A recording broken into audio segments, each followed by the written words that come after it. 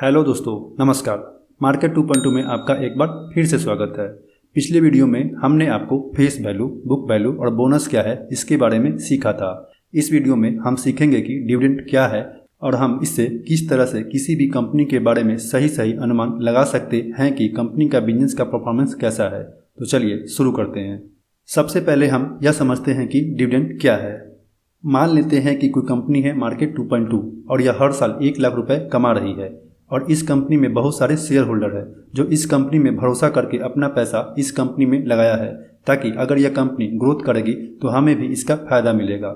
चूँकि यह कंपनी साल का 1 लाख रुपए कमा रही है और यह कंपनी अपनी कमाई का कुछ हिस्सा अपने शेयर होल्डर को देना चाहती है, इसलिए कंपनी यह घोषणा करती है कि हम अपने शेयर होल्डर को हर शेयर पर 5 रुपये देंगे। इसी 5 रुपये को डिविडेंड कहते हैं। अब डिविडेंड भी 3 प्रकार के होते हैं। इंटरिम डिविडेंड, यह डिविडेंड की घोषणा कंपनी अपने एनुअल रिपोर्ट के पहले ही अपने क्वार्टरली रिजल्ट के साथ करती है। यह डिविडेंड के अप्रूवल केवल कंपनी के बोर्ड ऑफ डायरेक्टर पर निर्भर करता है। इसके लिए इस कंपनी के शेयर होल्डर का अप्रूवल लेना जरूरी नहीं है। अगला है फाइनल डिविडेंड। यह डिविडेंड की घोषणा कंपनी अपने एनुअल रिपोर्ट के साथ करती है। यह डिविडेंड के लिए कंपनी के बोर्ड ऑफ डायरेक्टर और इस कंपनी के शेयर होल्डर दोनों का अप्रूवल लेना आवश्यक है। अगला है स्पेशल डिविडेंड। यह दोनों डिविडेंड के अलावा जो और डिविडेंड दिया जाए उसे ही स्पेशल डिविडेंड कहते हैं। जनरली कंपनी इसे कभी कभार ही देती है। अगर कंपनी के बिजनेस में काफ़ी अधिक बेनिफिट हो और वह इस बेनिफिट में अपने शेयर होल्डर को हिस्सेदार बनाकर अपने कंपनी में भरोसा बनाए रखना चाहती है तो उस समय कंपनी यह स्पेशल डिविडेंड देती है। अब आप डिविडेंड क्या है इसे समझ गए होंगे। आइए अब डिविडेंड यील्ड को समझते हैं। मान लेते हैं कि कोई कंपनी पूरे साल को मिलाकर 15 रुपये का डिविडेंड दिया और इस कंपनी के शेयर का दाम 1500 रुपये है, तो dividend yield equal to annual dividend per share by share price multiply 100, यानी 15/1500 मल्टीप्लाई 100 इक्वल टू 1%। अब आप कंपनी के डिविडेंड यील्ड को भी समझ गए होंगे। डिविडेंड से संबंधित कुछ इंपॉर्टेंट डेट्स भी होते हैं, आइए इसे समझते हैं।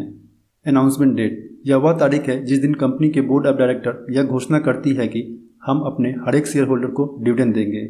और एक बात और मैं बता देना चाहता हूं कि यह जरूरी नहीं है कि कंपनी में प्रॉफिट होगा तो वह कंपनी डिविडेंड देगी ही देगी। यह पूर्णतः कंपनी के बोर्ड ऑफ डायरेक्टर पर निर्भर करता है कि डिविडेंड देना है या नहीं, और देना है तो कितना देना है। अगला है रिकॉर्ड डेट। मान लेते हैं कि कंपनी ने डिविडेंड की घोषणा की कि हम हर एक शेयर पर 5 रुपये का डिविडेंड देंगे।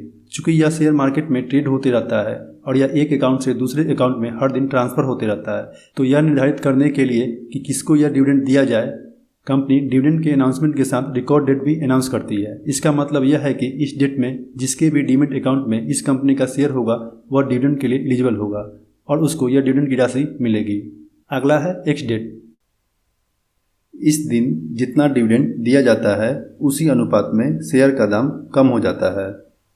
जनरली यह रिकॉर्ड डेट से एक दिन पहले का डेट होता है। इसका मतलब यह है कि एक डेट से पहले ही आपको इस कंपनी का शेयर खरीदना होगा, तभी आपको डिविडेंड की राशि मिलेगी।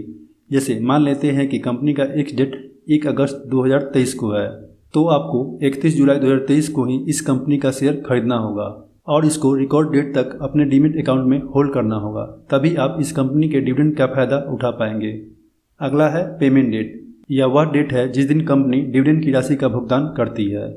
उस दिन यह राशि आपके बैंक अकाउंट में आ जाती है। पैसा आपके उसी अकाउंट में आएगा जो अकाउंट आपके ट्रेडिंग अकाउंट से लिंक होगा।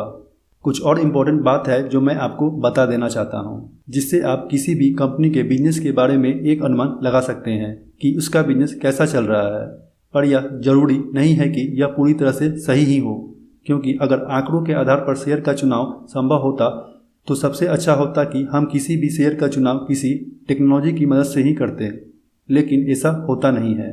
हाँ, एक हिंट जरूर मिलता है ताकि इसके आधार पर कुछ निष्कर्ष निकाला जा सके और अपना इन्वेस्टमेंट स्ट्रेटजी बनाया जा सके। आइए इसे समझते हैं।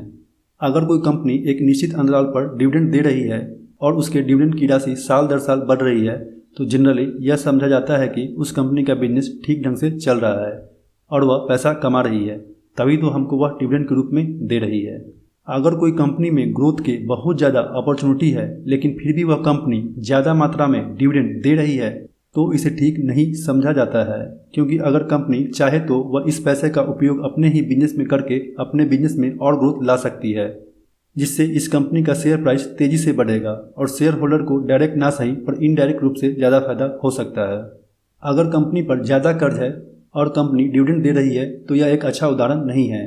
कंपनी को सबसे पहले अपने कर्ज को कम करना चाहिए ताकि अगर बिजनेस में किसी भी तरह का स्लो डाउन आए तो कंपनी सर्वाइव कर सके। अगर कंपनी सर्वाइव करेगी तो शेयर होल्डर को फायदा होगा ही होगा। अगर कंपनी के रिजर्व फंड में काफ़ी अधिक पैसा है और वह कंपनी इसका प्रयोग ना ही अपने बिजनेस में कर रही है और ना ही डिविडेंड के रूप में दे रही है तो यह एक नेगेटिव साइन है। हमें इस कंपनी के बारे में विचार करना चाहिए कि इस कंपनी के मैनेजमेंट की मंशा क्या है। अगर कंपनी का प्रमोटर अपने आप को फायदा पहुंचाने के लिए हैवी डिविडेंड का अनाउंसमेंट करता है तो यह एक रेड फ्लैग है। हमें तत्काल उस कंपनी से निकल जाना चाहिए। आशा करता हूं कि आप डिविडेंड क्या है और इसके आधार पर हम किस तरह से किसी भी कंपनी के बारे में अंदाज़ा लगा सकते हैं कि कंपनी इन्वेस्टमेंट के लिए सही है या नहीं, आप समझ गए होंगे। आगे की वीडियो में हम शेयर बाजार के कुछ और बातों को सीखेंगे। बने रहिए हमारे साथ। आपको यह वीडियो अच्छा लगा तो लाइक और सब्सक्राइब जरूर करें। बहुत बहुत धन्यवाद।